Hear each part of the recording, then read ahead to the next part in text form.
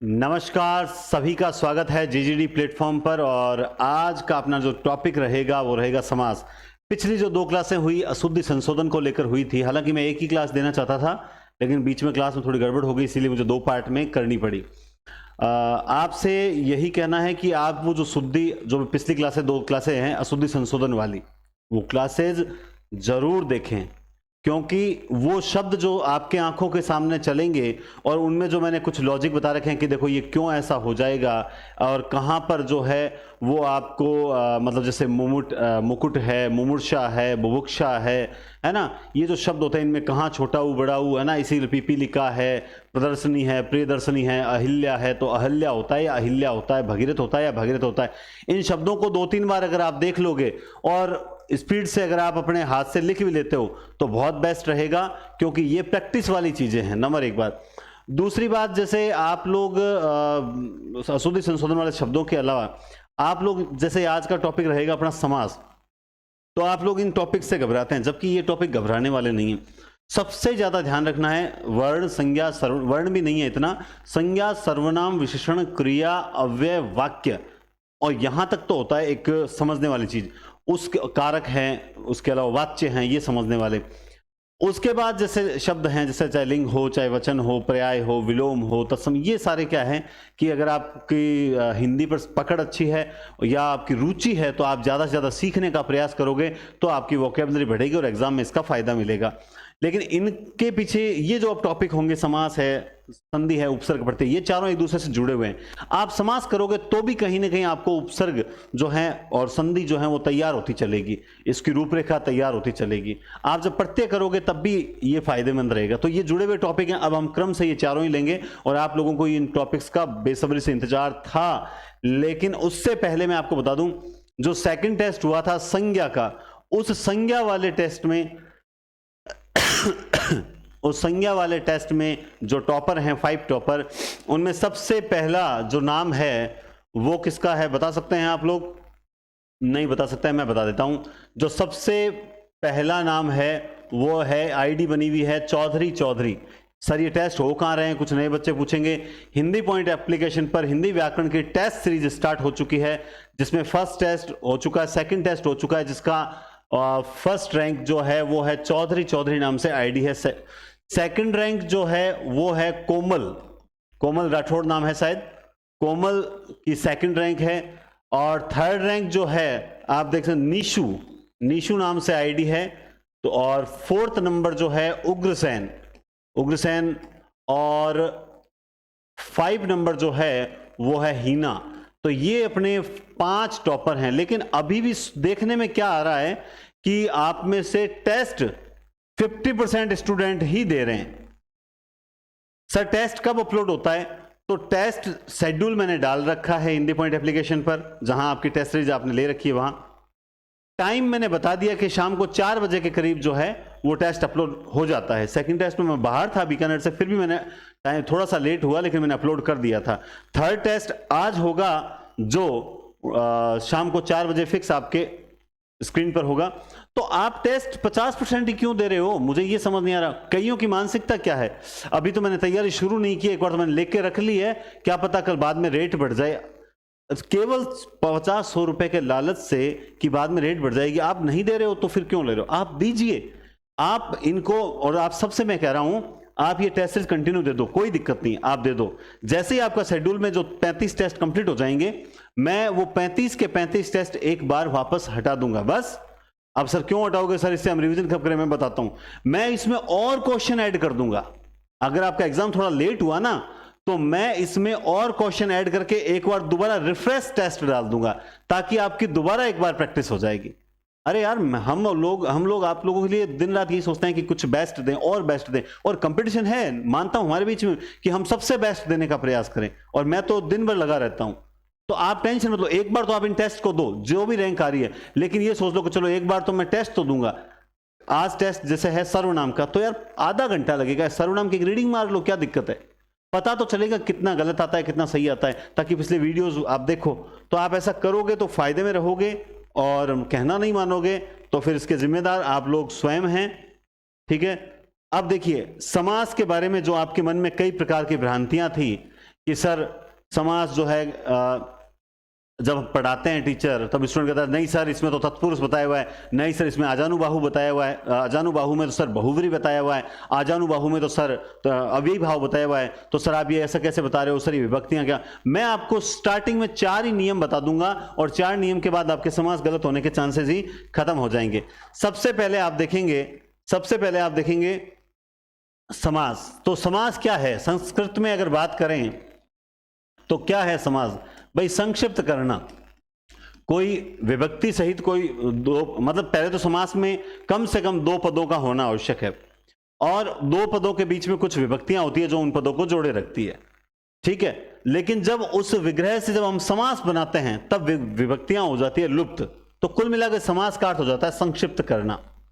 सम धन आस के योग से बनाए जिसका शाब्दिक अर्थ होता है छोटा रूप। क्या होता है? छोटा रूप या फिर संक्षिप्त करना। ये हमें जानते हैं ना, पेपर में हमसे पूछा जाएगा। समास सब संस्कृत का अर्थ है जिसका अर्थ क्या होता है? संक्षिप्त करना। अतः 2 या 2 से अधिक शब्द अपने बीच की विभक्तियों का जब क्या कर देते हैं, लोप कर देते हैं, तो जो छोटा रूप बनाते हैं उसे समास कह दो, चाहे सामासिक शब्द या सामासिक पद कह दो। शब्द नहीं कहेंगे बल्कि सामासिक पद कहते हैं। और समास का विलोम होता है विग्रह। क्या होता है? विग्रह। भाई समास संक्षिप्त करना, विग्रह मतलब उन्हें भी एकदम बिखेर देना। परिभाषा एक दूसरे के निकट स्थित 2 या 2 से, सर हमने तो व्यास पढ़ा है समास का विलोम, है ना, यही कहोगे तो कोई बात नहीं। कुछ कई बार नई चीज पढ़ लेनी चाहिए, नया नाम पढ़ लेना चाहिए, कोई फर्क नहीं पड़ता है। एक दूसरे के निकट स्थित 2 या 2 से अधिक शब्दों या पदों के सार्थक मेल को, हाँ ये बहुत इंपॉर्टेंट है, मेल जो है वो सार्थक होना चाहिए। ऐसा नहीं 2 कोई से पद ले लिया और उनको मिला दिया, ऐसा बिल्कुल नहीं चलेगा। दोनों पदों का जो मेल करवा रहे हो वो सार्थक होना चाहिए, ठीक है। जैसे रसोई घर, तो इसका विग्रह क्या होगा? रसोई के लिए घर। देवालय, देव के लिए आलय। अब होता क्या है, कुछ जैसे बोलते हैं सर रसोई घर, ठीक है, रसोई का घर। तो आप एक बात बताओ, क्या रसोई का घर होगा? क्या रसोई क्या होती है? कोई मुझे बता सकता है रसोई क्या होती है? ये जो रसोई बोलते हैं कि रसोई के लिए, रसोई होती क्या है? तो आधे जने सोचेंगे रसोई क्या होती है, कुछ अंग्रेजी में बोलेंगे सर किचन। हाँ किचन, ये बहुत बढ़िया बताया। सोचिए रसोई क्या है? जो भी खाना पकाना, जो मतलब खाने से संबंधित जो भी कार्य किए जाते हैं वो सारी प्रक्रिया का नाम है रसोई। रसोई क्या है? प्रक्रिया का नाम। मैं आपको एक और चीज बता देता हूं, आपको शायद नहीं पता होगा। रसोई, अब अगर आपसे पूछ लिया जाए रसोई घर में कौन सी संज्ञा है और रसोई में कौन सी संज्ञा है, याद रखना रसोई शब्द में भाववाचक संज्ञा है, क्योंकि रसोई किसी वस्तु का नाम नहीं है बल्कि रसोई एक प्रक्रिया का नाम है। रसोई किसका नाम है? जैसे देखो चुनने की एक प्रक्रिया है, चुनने की प्रक्रिया है, उसे हमने क्या नाम दे रखा है? हमने नाम दे दिया चुनाव। हम क्या बोलते हैं? चुनाव हो रहा है। क्या बोलते हैं? चुनाव। तो चुनाव क्या है? चुनाव किसी वस्तु का नाम नहीं, चुनाव भाववाचक संज्ञा है। सेम ऐसे ही जब आपसे रसोई घर में संज्ञा पूछे तब आप जातिवाचक कर सकते हो, क्योंकि दुनिया के तमाम रसोई घर शब्द में शामिल होते हैं। लेकिन जब आपसे पूछे रसोई, क्या पूछे? रसोई, तो ये एक कार्य, मतलब एक खाना बना, मतलब खाना बर्तन, पूरा जो काम होता है रसोई में, जो जो काम करते हो आप, है ना, तो वो सारे काम की जो प्रक्रिया है ना, उस प्रक्रिया को क्या बोलते हैं? रसोई बोलते हैं। तो इसलिए रसोई में भाववाचक संज्ञा होगी। शब्दों के साथ आपको दोस्ती करनी पड़ेगी और एकाग्रता को जो है एकाग्रता रखकर समझना पड़ेगा। समास आपकी उंगलियों पे ना आ जाए तो मुझे कहना। जैसे और देखिए विद्यालय, विद्या के लिए आलय, है ना, तो इसमें विद्या जो है पूर्व पद है, प्रथम पद, और जो आलय है वो है उत्तर पद, है ना। जैसे अभी हमने पढ़ा था ना, देवालय तो देव के लिए आलय, विद्यालय विद्या के लिए आलय, तो ये उत्तर पद। तो जो हमने अभी लिखा था रसोई घर, तो रसोई और घर, तो ये क्या है? ये पूर्व पद कहलाता है, जिसे आप प्रथम पद कह सकते हो। और उत्तर यानी ये बाद वाला पद कहलाता है, पूर्व पद या उत्तर पद कहलाता है। ये आप सबको पता है। कुछ समास में पूर्व पद प्रधान होता है, कुछ समास में उत्तर पद प्रधान होता है, कुछ समास में दोनों पद प्रधान होते हैं, कुछ समास में तीसरा पद प्रधान होता है ना। ये गलत तरीका है, तीसरा पद होता ही नहीं है। तो सर हम तो पढ़ते हैं कि 2 पदों को छोड़कर कोई तीसरा नहीं, उस तीसरे का मतलब वो जो लिखते हैं उनका वो गलत नहीं लिखते, वो कहना यूं चाहते हैं कि कोई तीसरा ही आया, मतलब तीसरा का मतलब कोई अन्य ही आया, जैसे मैं तो जिसका इंतजार कर रहा था वो तो आया नहीं, कोई तीसरा ही आ गया। मतलब क्या हुआ, उस तीसरे का भाव समझो। मैं कह दूंगा उस किताब में गलत लिखा हुआ है, वो किताब गलत लिखी हुई है, नहीं, उसने जो लिखते समय उसका भाव अलग था, उसका भाव अलग था। जैसे मैं मान लो इंतजार कर रहा था मोहन का, मोहन तो आया नहीं, कोई तीसरा ही आ गया। अरे तीसरा मतलब कोई और ही आ गया, और मतलब कोई अन्य ही आ गया। तो ये दो पदों को छोड़कर कई बार अन्य पद प्रधान होता है, जैसे बहुव्रीहि समास में पढ़ेंगे। अब आपको ध्यान क्या रखना है, आपको ध्यान रखना है ये समास विग्रह करने जा रहे हो, आप पढ़ने जा रहे हो समास, पढ़ते समय मात्र आधा घंटा लगता है, लेकिन इन निम्न बातों को अगर ध्यान रख लिया आपने, गलत नहीं होगा कभी। पहला नियम क्या है कि पद की प्रधानता के आधार पर, पद की प्रधानता के आधार पर समास का निर्धारण होता है। आपको सबसे पहले यह देखना होगा कि इस समास का कौन सा पद प्रधान है। जो पद प्रधान है उसके अकॉर्डिंग समास का नाम दिया जाएगा। तो हमने देखा राजपुत्र, एक उदाहरण देखा राजपुत्र, तो इसमें हमने कहा राजा का पुत्र, तो इसमें तत्पुरुष समास है। क्यों? क्योंकि पद की प्रधानता, इसमें प्रथम पद प्रधान है। तो सर सॉरी, प्रथम पद कहां, सॉरी गड़बड़ हो जाता ना अभी, द्वितीय पद प्रधान है। तो सर ये कैसे किया, चलो बताते हैं कैसे पता लगेगा, हम किसी शब्द में कैसे पता लगाएंगे, अभी बताते हैं। देखो मैंने लिखा राजा का पुत्र, ध्यान से समझना, और ये क्या कहलाता है, राजपुत्र। फिर मैंने लिखा राजा की पुत्री, और मैंने क्या कर दिया, राजपुत्री, ठीक है। मैंने लिखा राज सैनिक, मैंने क्या लिखा, राजा के सैनिक, ठीक है। तो ये क्या हो गया, राज सैनिक। तो ये तीन। अब मुझे बताओ, यहां पर आप देख सकते हो, यहां पर आप देख सकते हो का, की और के, विभक्तियां अलग अलग आई है। यहां पुत्र था इसलिए का, यहां पुत्र थी इसलिए की, और यहां के सैनिक। तो विभक्तियां किसके अकॉर्डिंग चेंज हुई है, राजा के या फिर पुत्र पुत्री सैनिक? तो आप कहोगे सर, यानी ये कौन सा पद है, ये द्वितीय पद है। तो इसका मतलब विभक्तियां किसके अकॉर्डिंग चेंज हो रही है, द्वितीय पद के अकॉर्डिंग चेंज हो रही है। इसलिए हमने इस समास का नाम क्या दे दिया, तत्पुरुष समास, क्योंकि इसमें दूसरा पद प्रधान था, ठीक है। ये नियम तो नॉर्मल है, कोई खास नहीं। ये नियम ध्यान रखो, समास विग्रह के अनुसार समास का नाम बदलता है। ये नियम तुम लोग गांठ बांध लो और दिमाग में सेट कर लो, समास तुम्हारी जिंदगी में गलत नहीं होगा। और समास को समझने का जो तरीका है, और समास को समझने के लिए जो माइंड और जो आपको बुद्धि चाहिए, वो ये नियम देता है। बोला कैसे, मतलब ये नियम आपको समास उलझने नहीं देगा माइंड के अंदर। ये एक एंटीबायोटिक है समास का। कैसे? जैसे समास विग्रह जैसे होगा ना, उसका नामकरण वो होगा। यानी किसी भी शब्द में फिक्स कोई समास नहीं होता, समझ गए। मूल रूप से वो किसी एक समास का उदाहरण होता है, लेकिन उसका विग्रह बदला तो समास का नाम भी बदलेगा। जैसे आपने पढ़ रखा है पीतांबर, है ना,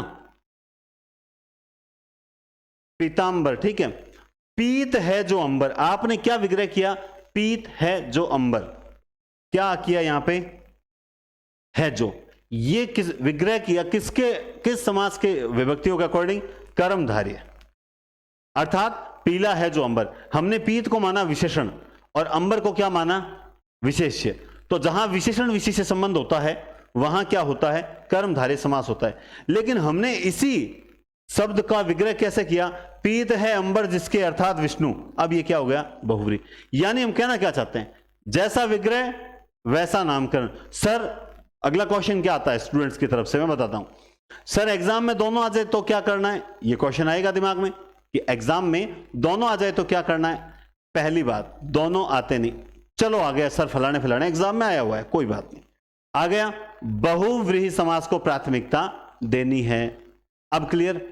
अगर दोनों आ जाए तो बहुव्रीहि समास को प्राथमिकता देनी है। सर एक बार आया हुआ है तब वहां पे बहुव्रीहि होते हुए भी कर्मधारय को माना गया है, बिल्कुल मैं इसको भी मानता हूं, उसके पीछे अलग लॉजिक है।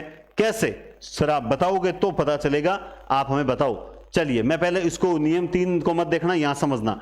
एग्जाम में प्रश्न आया कि वह पीतांबर डाले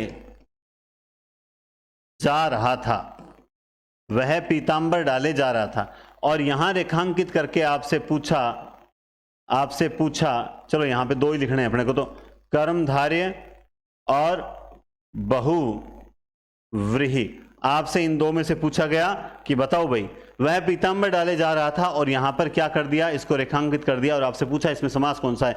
अब बहुव्रीहि होते हुए भी हमें कौन सा करना पड़ेगा, कर्मधारय, क्योंकि इस क्या है ये है वाक्य के अकॉर्डिंग यहां पे इसका विग्रह होगा, वह पीले रंग के वस्त्र, मतलब पीले पीतांबर, वह पीले रंग के वस्त्र डाले हुए जा रहा था। यानी यहां पे इस पीतांबर शब्द का हम अर्थ विष्णु से नहीं ले रहे थे, इसलिए बहुव्रीहि होते हुए भी कर्मधारय। लेकिन अगर वो पूछता सीधा सा कि पीतांबर में भैया मुझे तो समास बता दो, और वहां पे अगर कर्मधारय होता और बहुव्रीहि होता, क्या होता, बहुव्रीहि होता, तो उस कंडीशन पे बहुव्रीहि करेंगे। क्यों करेंगे, क्योंकि अब हम इसका विग्रह बहुव्रीहि के अकॉर्डिंग करेंगे, प्राथमिकता बहुव्रीहि समास को देंगे। तो ये लॉजिक होते हैं पीछे। प्रश्न बनाने वाला आपसे गलत उत्तर निकलवाने के लिए आपको लालच देता है और आप लालच में आ जाते हो, और लालच हमेशा गला कटाता है। आप जानते हैं ड्रीम 11 में 49 रुपए में करोड़पति बनने की कोशिश की, 500 रुपए के चूना लग गया, तो लालच हमेशा गला कटाता है। चलिए, तो आप समझ गए, आइए आगे चलते हैं। सब समझ आता है, धीरे धीरे समझना चाहिए। और एक सबसे बड़ी कमी क्या होती है, आप में से कईयों की कमी है, मैं झूठ नहीं बोलूंगा। आप मुझे एक बार कमेंट करके बताएं, हो सकता है मैं देखूंगा आज का कमेंट्स, एक बार सब कमेंट्स करके बताएं कि कल जो पिछली अशुद्धि संशोधन वाली दोनों क्लासेस आपने पूरी देखी है क्या। आप में से दोनों ईमानदारी से बता दो। ईमानदारी का मतलब समझते हो, ईश्वर, माता पिता, नाना नानी, दादा दादी, रीति रिवाज, यानी सबकी कसम लगती है। देखो, झूठ मत बोलना। आप में से बहुत जनों ने नहीं देखी पूरी। लाइब्रेरी जा रहे हो, कोई दिक्कत नहीं, लाइब्रेरी जाओ ना, लाइब्रेरी जाके बैठो और बढ़िया तरह से क्लास चला ली, आधा पौन घंटे क्लास है, देख ली। आपको लगता है आधा पौन घंटा यार 15 मिनट में देख सकता हूं, तो देख तो उसे 5 मिनट भी सकता है मेरे भाई। लेकिन अगर उस क्लास को आधे घंटा अगर समय दे दिया, जिस क्लास को हमने पढ़ाने से पहले 2 घंटे समय दिया, तो हम भी तो 5 मिनट दे सकते थे। लेकिन घास नहीं काटना, ये क्लास आपका और हमारा दोनों भविष्य निर्माण करती है, इसलिए आप लोगों के लिए इंपॉर्टेंट है। ठीक है, चलिए, जिन्होंने देखी उनको बढ़िया, मैं उनको दावे के साथ कहता हूं उनको फायदा मिलेगा, है ना। तो बात समझे, तो कुल मिला के यहां पे आप समझे इसको कि जैसा विग्रह होगा वैसा नामकरण होगा। जैसे आप देखिए, अब मान लो किसी एक ही समास की बात करते हैं और एक समास में भी एक शब्द आता है, सब तो वो तत्पुरुष का है, लेकिन विग्रह कई बार गड़बड़ हो जाता है। समास विग्रह किसी सामासिक पद के वाक्य या भाषा में लिए जाने वाले अर्थ के आधार पर किया जाता है। अभी जो मैंने कहा था वह पीतांबर डाले, ये नियम भी बहुत काम का। दूसरा और तीसरा नियम बड़े काम के हैं। समास विग्रह किसी सामासिक पद के वाक्य या भाषा में लिए जाने वाले अर्थ के आधार पर किया गया। जैसे सिर दर्द, सिर में दर्द और सिर का दर्द। अब हुआ क्या, एग्जाम में प्रश्न आया, क्या आया कि सिर दर्द में समास बताओ। क्या बताना है भाई, आपको बताना है सिर दर्द में समास कौन सा होगा। नीचे ऑप्शन थे ए बी, ठीक है। अब यहां पे क्या लिखा हुआ था, अच्छा सॉरी, समास नहीं, समास तो तत्पुरुष ही होगा। सिर दर्द में मान लो विग्रह पूछा, बोला इसका विग्रह बताओ, ठीक है। एक लिखा हुआ था सिर में दर्द और दूसरा लिखा हुआ था सिर का दर्द, ठीक है। अब ये क्या होगा, ये क्वेश्चन डिलीट होगा। अब ये क्वेश्चन क्या होगा, डिलीट होगा। क्यों होगा, दोनों ही सही है, जैसा कि यहां सिर में दर्द, सिर का दर्द। तो सर फिर चलिए बताते हैं। अब हुआ क्या कि उन्होंने इस प्रकार से दिया प्रश्न, क्या दिया, उन्होंने इस प्रकार से दिया कि मेरा सिरदर्द हो रहा है, मेरा सिरदर्द हो रहा है। आपको यूं वाक्य दिया और बोला कि इसका विग्रह करो, मेरा सिर दर्द हो रहा है। इसका मतलब क्या हुआ, मेरे सिर में दर्द हो रहा है। तब राइट क्या होगा, राइट होगा ए। अब एग्जाम में प्रश्न आया, क्या आया कि वह तो आजकल सिरदर्द बना हुआ है, वह तो आजकल सिरदर्द बना हुआ है। अब आपसे इस रेखांकित शब्द में पूछ लिया कि भाई बताओ इसका विग्रह जो है वो क्या होगा, सिर में दर्द या सिर का दर्द। तब आप क्या करोगे, बी राइट करोगे। तो अब सोचिए, एक ही शब्द है, उसका एक जगह विग्रह सिर में दर्द और एक जगह सिर का दर्द है, और हम लोगों ने उसे ऑब्जेक्टिव, जो केवल ऑब्जेक्टिव किताबें लाते हैं, कहते हैं मैं तो ऑब्जेक्टिव पढ़ के जाऊंगा, नहीं होगा सिलेक्शन, असंभव, नहीं हो सकता। आपको पहले थ्योरी को समझना ही पड़ेगा, और उसके बाद जब वस्तुनिष्ठ पढ़ोगे तो आपके ज्ञान में 20% की होगी बढ़ोतरी। आप सीधा वस्तुनिष्ठ पढ़ोगे तो आपको ज्ञान टोटल 30% ज्ञान होगा, जो आपको खुश करेगा कि यार मैं तो वस्तुनिष्ठ से, मुझे तो काफ़ी सवाल आने लग गए। वो सवाल इसलिए आने लग गए क्योंकि जो टेस्ट आपने बाद में कोई टेस्ट सीरीज वगैरह दी, तो टेस्ट सीरीज में क्या होता है, पिछले सालों के प्रश्न उठाते हैं, तो वो प्रश्न उठा के आपको सीधे दे दिए टेस्ट में, और आपने रटे हुए थे, सही हो गए, तो आपको लगा आपको अच्छा आने लग गया, जबकि ऐसा गलत है। पेपर जब आएगा तब नए क्वेश्चन उठेंगे, उस वक्त आपके पढ़े हुए नहीं होंगे, आपको ये लॉजिक नहीं पता होगा, तब गड़बड़ हो जाएगी।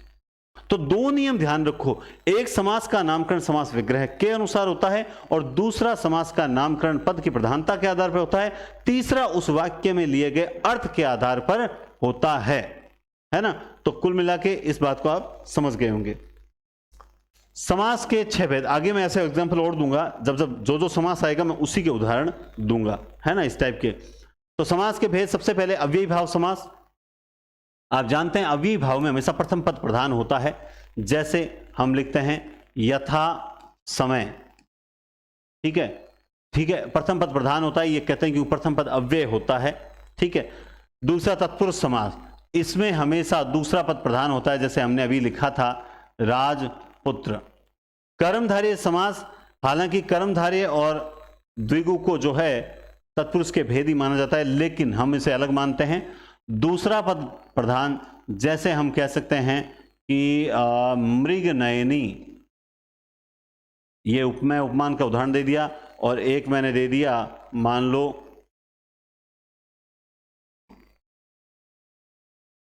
मृग नयनी, और मैंने दे दिया और कौन सा दे दिया, विशेषण विशेष्य का कोई बढ़िया उदाहरण, मृग नयनी, हाँ नरसिंह, ठीक है। द्विगु समास में दूसरा पद प्रधान, सीधा सा उदाहरण दे देते हैं, चौराहा। द्वंद्व समास में सीतातप, ठीक है। अन्य पद प्रधान बहुरी समास, तो आप देख सकते हैं लंबोदर। तो इस प्रकार से इसमें दोनों ही पद प्रधान नहीं होते हैं, बल्कि एक अन्य पद प्रधान होता है, दोनों पद मिलकर किसी अन्य पद की ओर संकेत करते हैं, और इस कारण से इसमें बहुव्रीहि समास होता है।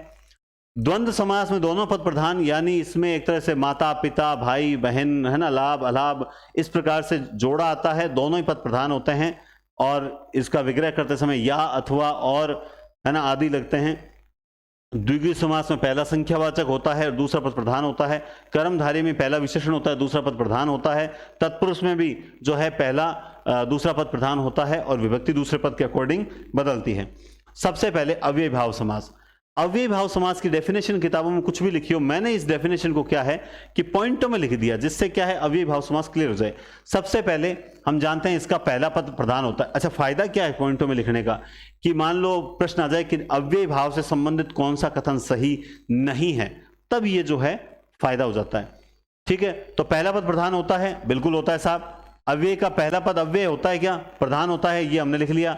अव्यय होता है क्या, तो बिल्कुल अव्यय होता है, 100% होता है, ठीक है। जैसे आपको उदाहरण दे दिया, मान लो यथा शीघ्र, ठीक है, यथा समय। खैर ये तो उदाहरण फिर वो बात एकदम सेट नहीं बैठेंगे ना, एक साथ देंगे उदाहरण, ठीक है। पहला पद अव्यय होता है, या अव्यय के योग से पूरा पद अव्यय बन जाता है। अव्यय के योग से क्या बन जाता है, पूरा पद ही अव्यय बन जाता है। या फिर क्या होता है, एक शब्द की पुनरावृत्ति होती है, जैसे घर घर, ठीक है, रातों रात, ठीक है। या दोनों शब्द मिलकर अव्यय का काम करने लगते हैं, बिल्कुल ये दोनों शब्द मिलकर जो है अव्यय का काम करने लग जाते हैं। संस्कृत में उपसर्ग युक्त सभी पद इसी समास के अधीन आते हैं, जैसे मैंने लिख दिया अतिसार, क्या लिख दिया? अतिसार। तो संस्कृत में जो उपसर्ग से युक्त जो सभी पद हैं वो सारे किस में आ जाते हैं? इसी में शामिल हो जाते हैं। इसके अलावा इसका पहला पद अव्यय होने के कारण इसका रूप कभी नहीं बदलता है। बिल्कुल, इसका जो रूप फिक्स हो जाता है वो कभी भी नहीं बदलता है, इस बात को भी ध्यान रखें। ठीक है, ये पॉइंटों में लिख दी ताकि आपको थोड़ा ध्यान में रहे। अब मैंने इसको समझाने का प्रयास भी किया है इस तरह से कि कुछ शब्दांश, शब्द नहीं शब्दांश, उनको दिमाग में सेट कर लो। ये क्यों बताया? जो बच्चे थोड़े से मतलब अपने आप को पढ़ने में कमजोर समझते हैं, जबकि कमजोर हमारी मानसिकता होती है। कमजोर कोई भी स्टूडेंट कमजोर नहीं होता, कमजोर हमारी मानसिकता होती है, क्योंकि ऊपर वाले ने सबको ये पाव भर का भेजा बराबर दे के धरती पे भेजा है। ये जो पाव भर का भेजा है ना, हाँ इसका आप तोल लेना, ये पाव भर का ही है। तो ये जो पाव भर का भेजा है सबको बराबर दे के भेजा है। तो हमारे पास, सबके पास जो दिमाग है वो भगवान ने सबको बराबर दिया। बात यह है आप इसे कितना यूज करते हो। जो जितना यूज करता है वो उतना आगे बढ़ता चलता है। लेकिन मैंने इसे यूज यूं किया कि बाई चांस किसी बच्चे को समझ नहीं आए तो उसको ये चीज देख लेनी चाहिए, जहां तक ये कॉमन चीज है। कुछ शब्दांश जैसे यथा, प्रति, आ, अनु, नी, बे, दर, स, ये तो पूर्व में यानी पहले, ये तो पूर्व में। इसके अलावा जैसे पूर्वक है, ये बाद में लगता है ना। पूर्वक जैसे ध्यान पूर्वक, समझ गए बात को? ध्यान पूर्वक, ठीक है। इससे मान लो बन गया यथा शीघ्र, ठीक है।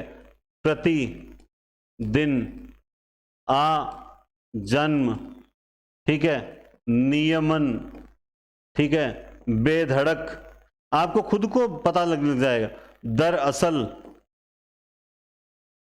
दरअसल, ठीक है। सावधान, सावधान, ध्यानपूर्वक, है ना। इसी तरह निर, बा, पर्यंत, ये बाद में लगेगा। भर, हक, यावत, अनुसार, अर्थ, ये इन शब्दों से, यानी ये शब्द जो आपने देखे, ये शब्द, ये शब्दांश किसी भी शब्द के आगे या पीछे कहीं पर भी जुड़े हुए हैं तो आप यकीन माने उसमें कौन सा होगा? उसमें हमेशा अव्ययी भाव समास होगा। इसके अलावा जैसे कभी भी शब्द की पुनरावृत्ति हो, घरों घर, घर, रातों रात, बीचों बीच, दिनों दिन, है ना, तब भी वहां क्या होता है? वहां संज्ञा की पुनरुक्ति होती है। संज्ञा के साथ अगर ही आने पर यही समाप्त होता है। जैसे मतलब घर, घर मतलब घर ही घर में, बीचों बीच, बीच ही बीच में। तो जो ही निपात अगर बीच में आ रहा है व्यक्ति विग्रह करते समय, तो वहां पर जो है वो 100% कौन सा होता है? यही होता है। समझ गए बात आप? अब आगे देखिए आप लोग, ठीक है। यथाशक्ति क्या है? यथाशक्ति। अब ये शब्द लिखे हुए हैं और इनका विग्रह आपको करना है। इनका क्या करना है? विग्रह आपको करना है। और आप विग्रह करते हो, यही इसी पैटर्न में नोट्स दे रखे हैं। मैं आपको नोट्स के लिए क्यों बोलता हूं कि भाई आप लोगों को सुविधा दे रखी है कि टेस्ट सीरीज के साथ में नोट्स का प्रिंट आउट निकलवाएं, और समास मैंने जो नोट्स में इसी तरीके से लिख रखे हैं, ताकि अब आप क्या करोगे? अब आप जिनके पास नोट्स हाथ में हैं, जो भी 200-250 कैंडिडेट अभी रेगुलर क्लासेस देख रहे हैं, उनके मान लो हाथ में, तो उन्हें क्या है, एक बार अपने हाथ से लिखना है इसी क्लास के चलते। ऐसा नहीं पहले लिख के लाओ, ताकि उससे क्या होगा? गलती होगी वो तुरंत गोला कर लिया कि ये गलती हुई, इसको सुधार के लिख लिया, ये बढ़िया होता है। अब यथाशक्ति, तो यथाशक्ति मतलब क्या हो जाएगा?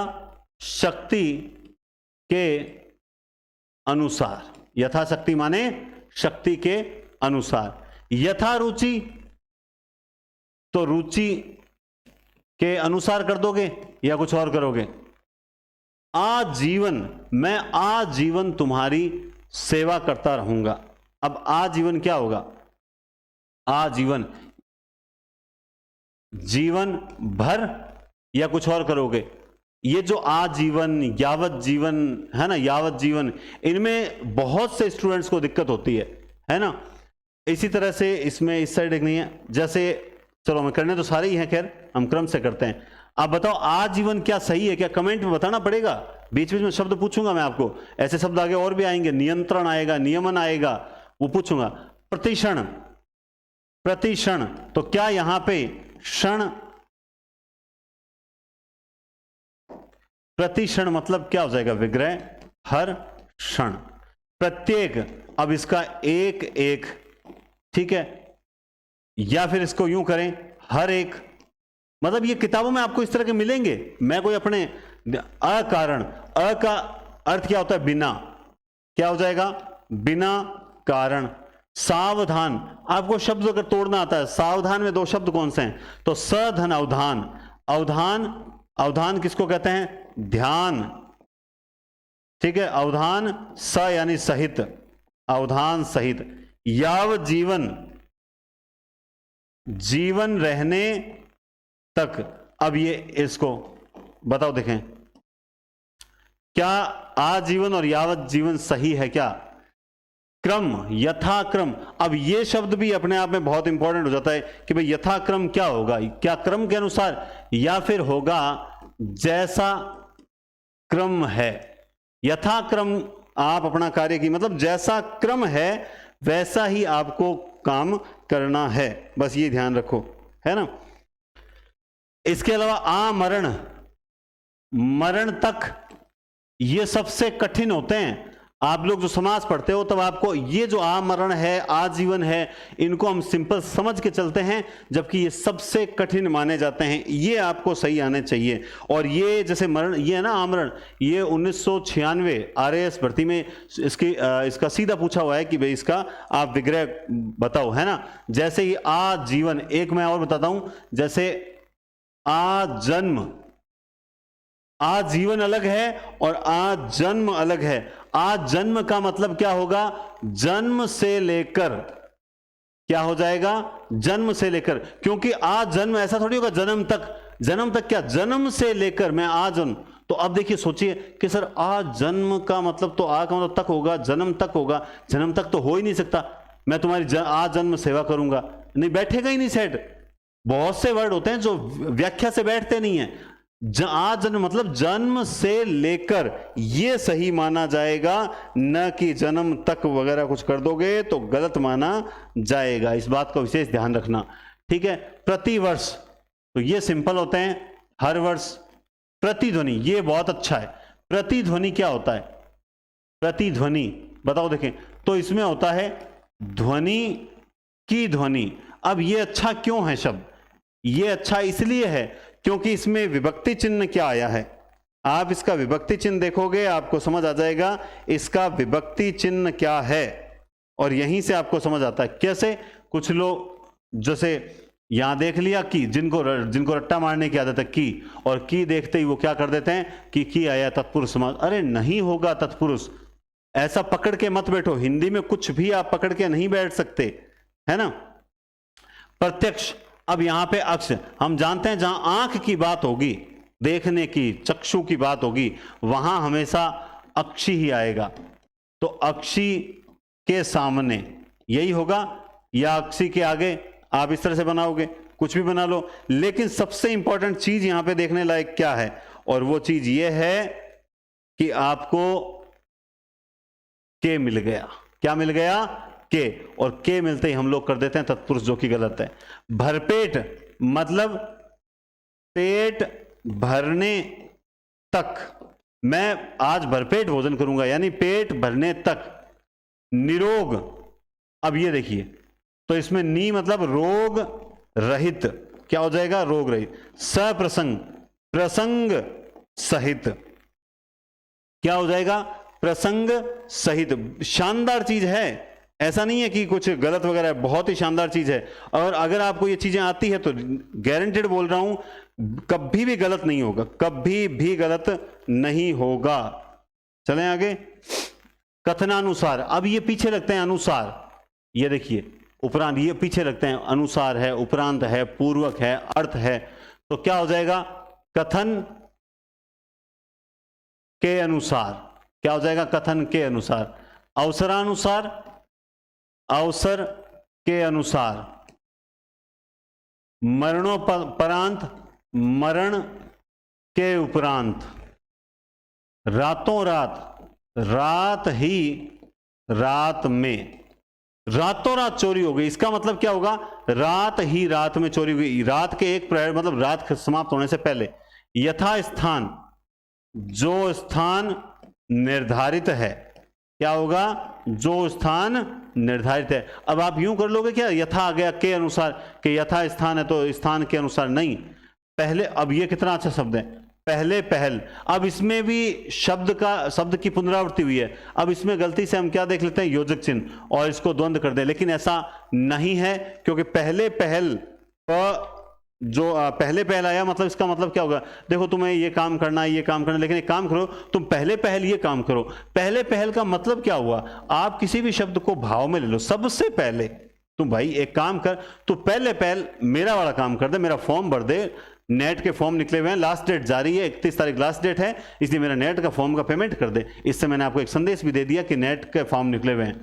आपाद मस्तक, ये भी बहुत अच्छा है, ये लग गया उपसर्ग, पाद और मस्तक, कितना शानदार है, आपाद मस्तक, है ना, क्या मतलब हो गया इसका, बहुत गजब है। इस आ का मतलब तक हो गया, पैर से लेकर मस्तक तक। अब मुझे पता है, हो सकता है कोई कमेंट कर दे कि सर आप इसमें पैर नहीं लिख सकते, इसमें पाद ही लिखना पड़ेगा, पाद का मतलब पैर जो है लिखना पड़ेगा, क्योंकि समास में एज इट इज वही शब्द आता है। बिल्कुल ये सही बात है, ये जहां तक संभव हो सके आपको जो पद हैं एज इट इज वही यूज लेने चाहिए, लेकिन जहां नहीं होंगे वहां कैसे ले लोगे, नहीं ले सकते।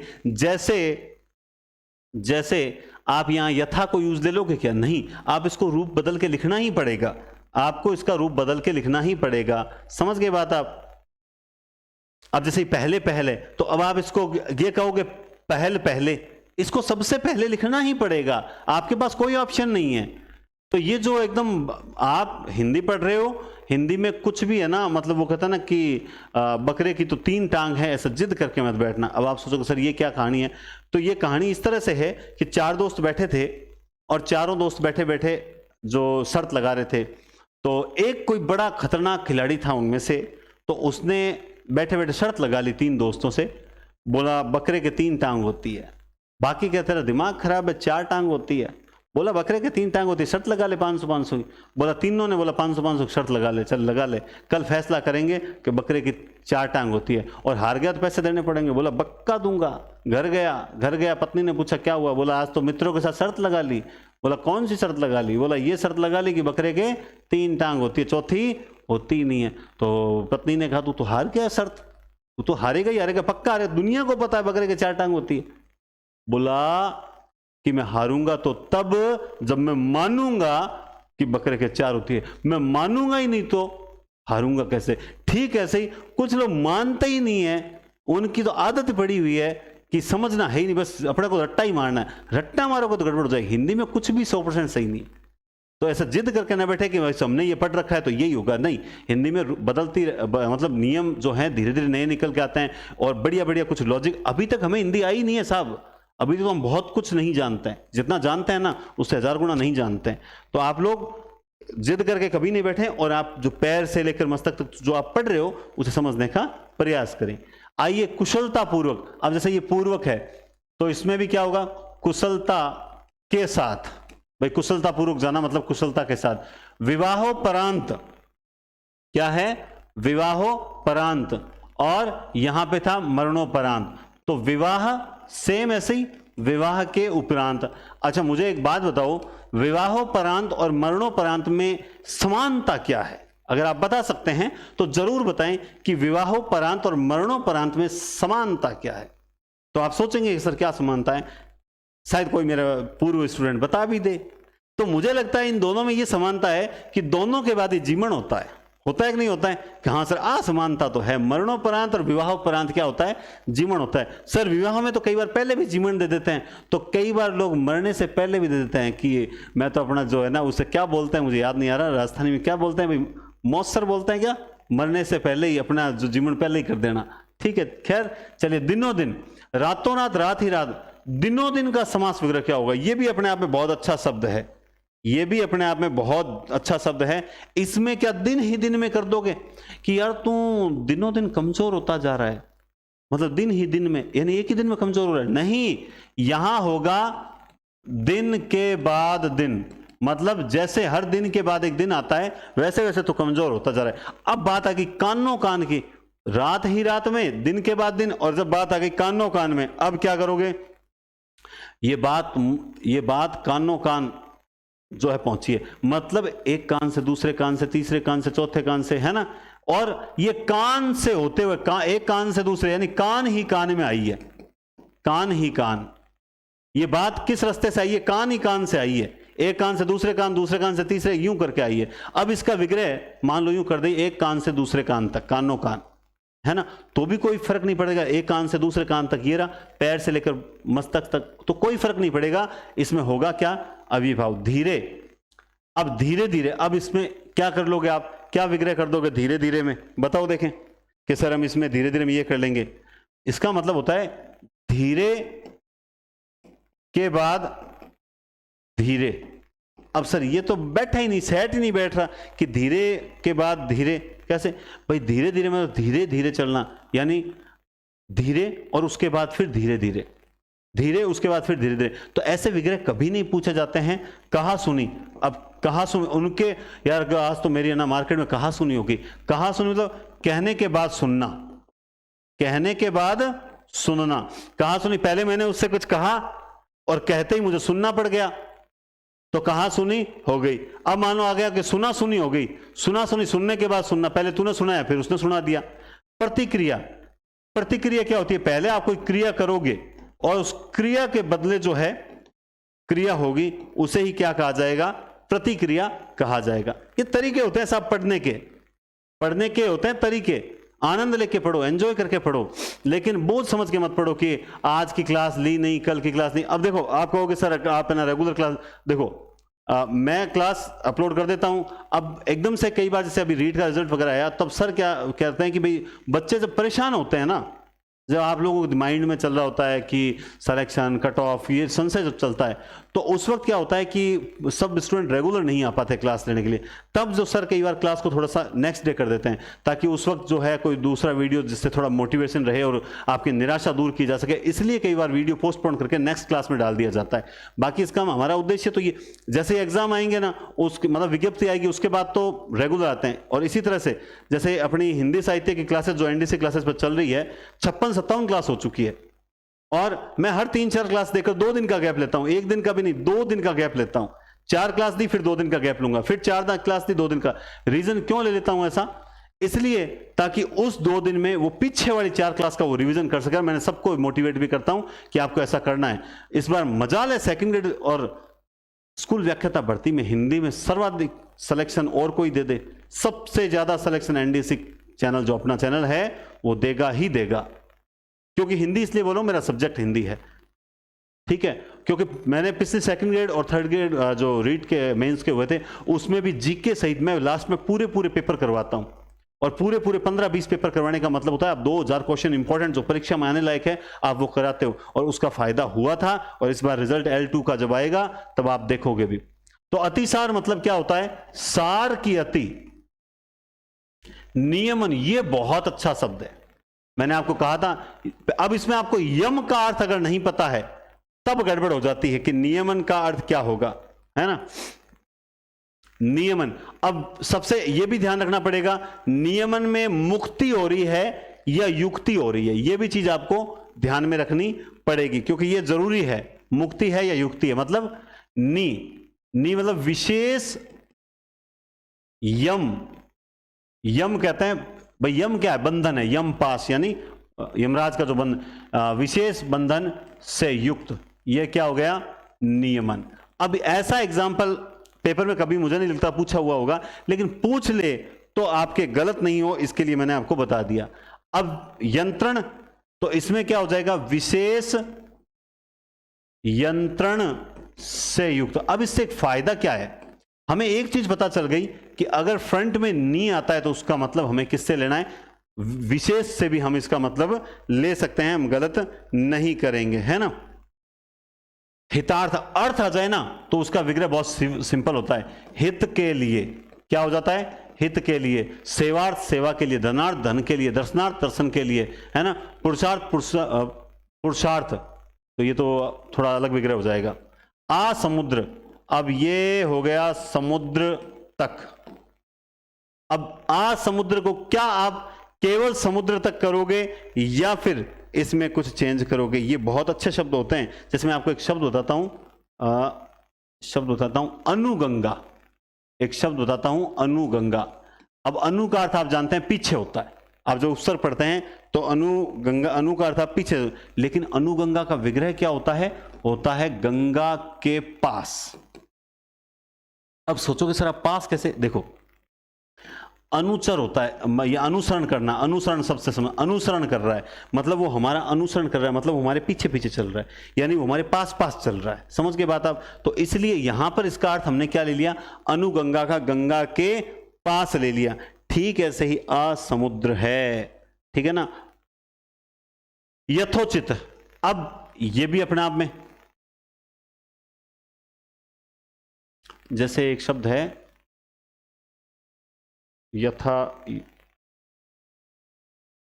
यथारूप। चलो पहले जो यथोचित, जो उचित है, या इसका विग्रह क्या होगा?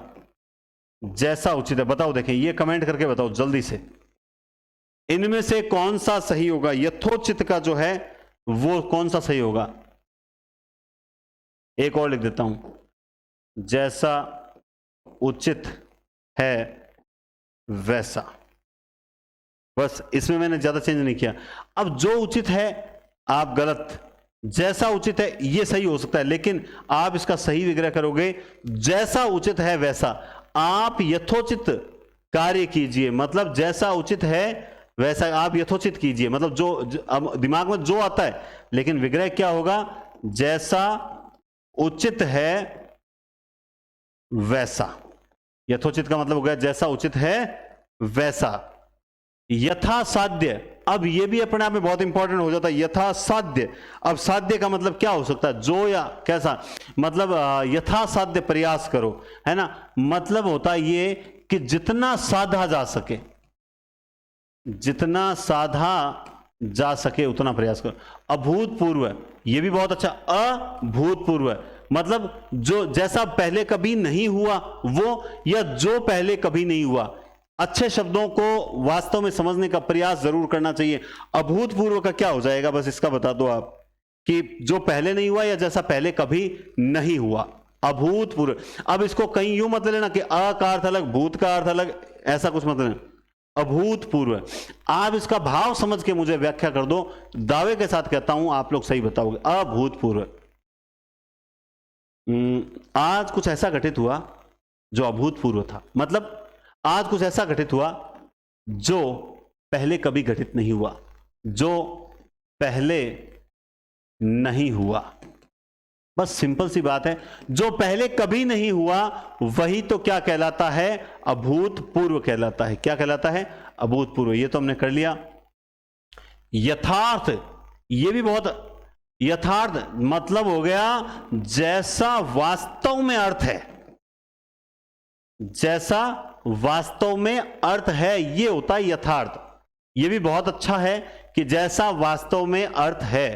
धीरे धीरे कर लिया। अभूतपूर्व, जो पहले नहीं हुआ, जो पहले कभी नहीं हुआ वो होता है ना। अनुसंधान, अब अनु का अर्थ यहां पे पीछे से लेना।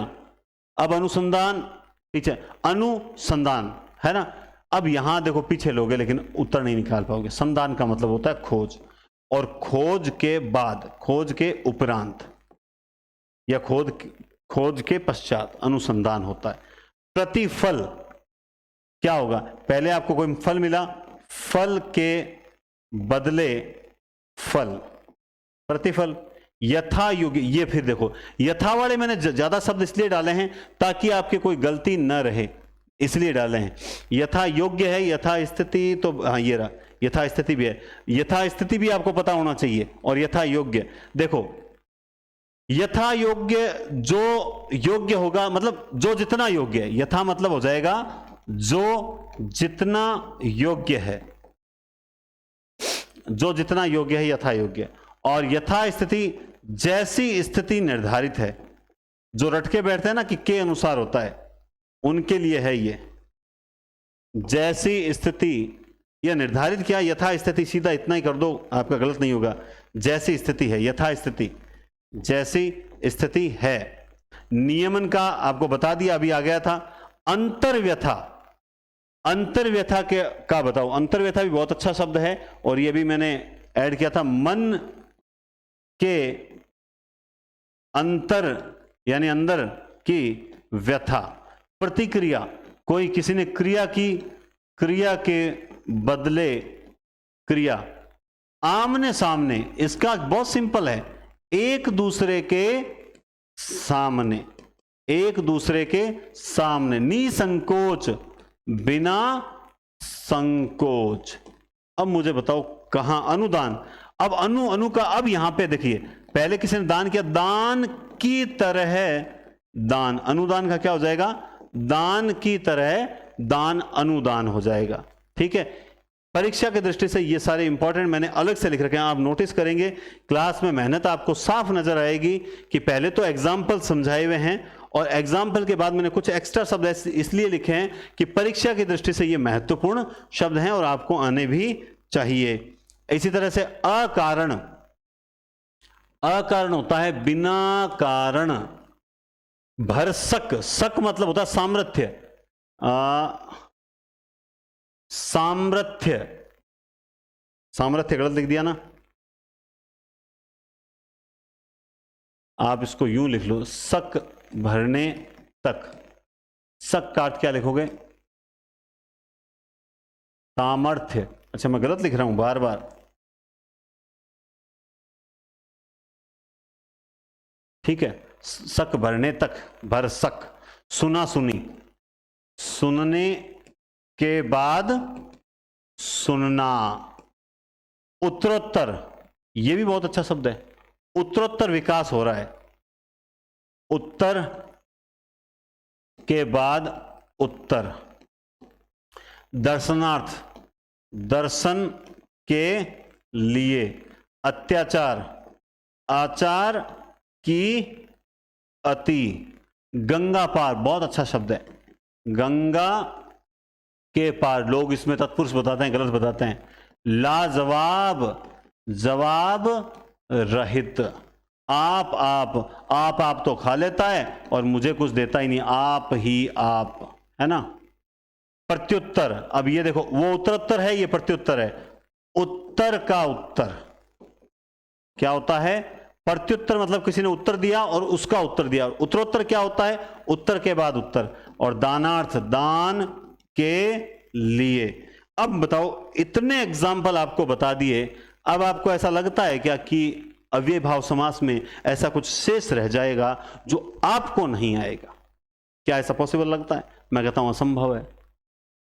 अब जब आप आज शब्द देख लोगे ना, इतने शब्द मैंने नोटिस कर आपको बता रखे हैं, लिख रखे हैं। विग्रह इसलिए नहीं कर रखा ताकि विग्रह आपके सामने होगा ना, तब आपको कुछ लगेगा कि हाँ कहानी क्लास में कुछ दम। अब जैसे ये क्लास है तो इसकी मैं आपको निश्चित रूप से पीपीटी भी दूंगा, इसकी मैं आपको पीपीटी भी दूंगा। लेकिन अगर आपके पास नोट्स होते तो हाथों हाथ जब आप लिखते कितना बढ़िया रहता। नोट्स पैटर्न में आपके पास तैयार होते, लेकिन सबकी मानसिकता अलग रहती है और इसीलिए ये होता है। मैं एक बात आपको बता दूं कि संसार में दो ही व्यक्ति जो हैं, आप पता है कि दो ही गुरु प्रसिद्ध हुए हैं, एक राम और एक कृष्ण। एक का शिष्य था हनुमान और एक का था अर्जुन। हनुमान जी का मंदिर पूरे विश्व में जगह जगह पर है, लेकिन अर्जुन का मंदिर बहुत कम मिलते हैं। रीजन क्या है? क्योंकि अर्जुन हर बात में ऐसा नहीं हुआ तो वह, भगवान जब कृष्ण कहते हैं ऐसा कुछ कर तो कहते थे ऐसा नहीं हुआ तो, वैसा नहीं हुआ तो, ये हो गया तो, वो हो गया तो, हर बात में क्रॉस क्वेश्चन। और हनुमान जी क्या कहते थे? जय श्री प्रभु श्री राम की आज्ञा। लंका वालिया क्या? जय श्री प्रभु श्री राम की आज्ञा। फाड़ दे पहाड़ तोड़ दे, जय श्री प्रभु श्री राम की आज्ञा। खिंडा दे सब, जय श्री प्रभु श्री राम की आज्ञा। और अर्जुन ने कहा तीर चला का नहीं है, सामने तुम्हारा गिराड़ा है। बात समझ रहे हो ना? तो आपको जो टीचर जिस प्रकार से मार्गदर्शन कर रहा है, गौरव जी सर कर रहे हैं आपको जीके में के बराबर किस तरह से आपको पढ़ना है, क्या करना है, ठीक है। हिंदी सब्जेक्ट में आपको कहीं जरूरत ही नहीं है जाने की। आपको निःशुल्क में वो सब कुछ मिल रहा है जो बड़े बड़े पेड कोर्स में आपको नहीं मिलता। अगर मानो तो मां गंगा हूं, न मानो तो बहता पानी। मानो तो मां गंगा हूं, न मानो तो बहता पानी। इसलिए मानो, समझो, वैल्यू करो, क्योंकि जो निःशुल्क है वो बहुत कीमती है। ये हवा, पानी, संसार, ये धरती सब निःशुल्क मिला है हमें, इसीलिए ये बहुत कीमती है। तो ये निःशुल्क क्लासेस का मतलब समझें और बराबर मूल्यांकन करें। 2 टेस्ट हो चुके हैं, आज तीसरा टेस्ट होगा। और second grade, first grade, assistant professor, net set की तैयारी करने वाले जो स्टूडेंट्स हैं, वो हिंदी साहित्य के जबरदस्त क्लासेस हैं। वो एनडीसी क्लासेस पर पूरा कोर्स निःशुल्क चल रहा है और पेड कोर्स से भी शानदार क्लासेस चल रही हैं।